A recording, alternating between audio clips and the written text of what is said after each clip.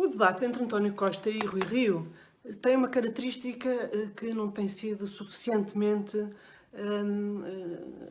relevada, que é a seguinte: os dois candidatos não se apresentam em igualdade de circunstâncias, pela razão de que nós podemos imaginar como é que será um governo liderado por Rui Rio, mas em relação a António Costa nós sabemos como é que são dois governos liderados por António Costa.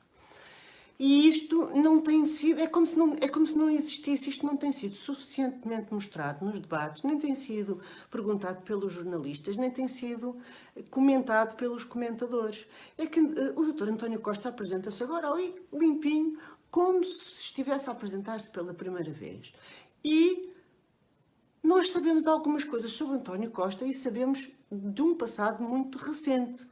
A primeira coisa que nós sabemos é que o Dr. António Costa tem aquele ar de estadista, tem aquela pose, mas não tem cabeça de estadista, porque é curioso que o Dr. António Costa é uma espécie de expoente máximo desta regra que diz que quanto menos um governante souber sobre um assunto, mais medidas ele tira do bolso para atirar para cima desse assunto quando aparecem os problemas. Fez isso em todos os pontos da sua governação em que houve problemas que foram levantados e ele abundou em medidas, o que não abundou foi em resultados.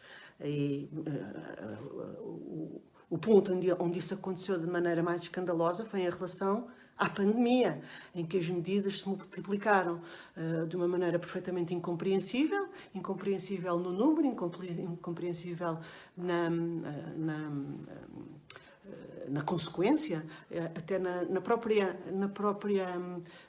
maneira como elas se ligavam entre si, ou se compatibilizavam, como se incompatibilizavam entre si, e como os portugueses viram constantemente os nossos governantes desrespeitarem as medidas que impunham às pessoas. Foi pela festa do Avante, foram os 1º de maio, foram os próprios governantes que se apresentavam como lhes apeteciam. Foi o Dr. Ferro Rodrigues a dizer que era o que faltava, aparecer mascarado para as comemorações do 25 de Abril, etc.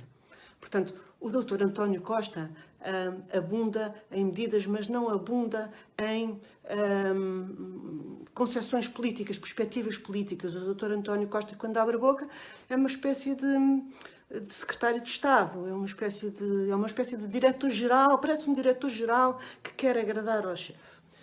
O segundo ponto é aquele documento que o Dr. António Costa traz com ele e que diz o seguinte, que é muito curioso: eu não preciso ter um programa eleitoral porque eu tenho aqui um orçamento de Estado. É o mesmíssimo orçamento de Estado que foi recusado na Assembleia da República e é o que vamos apresentar para ser votado no dia seguinte a nós sermos eleitos. O que é que isto quer dizer? Que o Dr. António Costa fechou aquele documento, concebeu e apresentou fechado, não fez tensões nunca de discutir nem à esquerda nem à direita e que prepara-se para fazer a mesma coisa se for eleito, ou seja, ele não vai mexer em nada, ele tem ali aquele documento e ele quer impor aquele documento.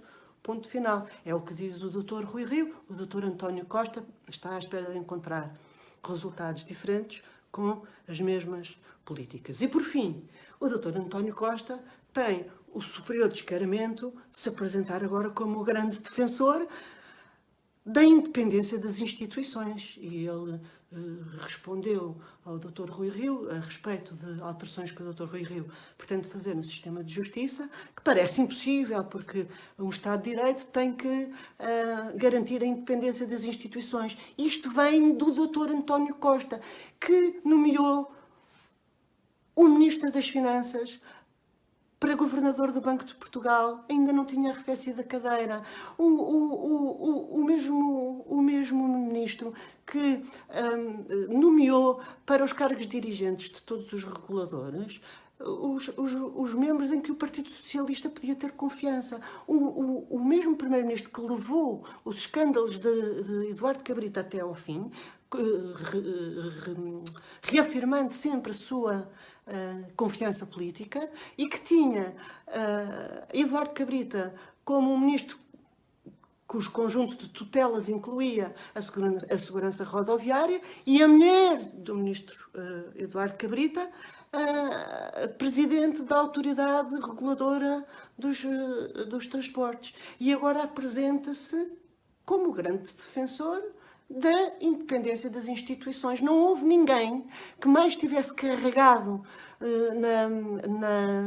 na dependência do poder político por parte de instituições que só servem à democracia se forem independentes, como António Costa. E é isto, entre outras coisas, isto também, que está em causa agora no dia 30.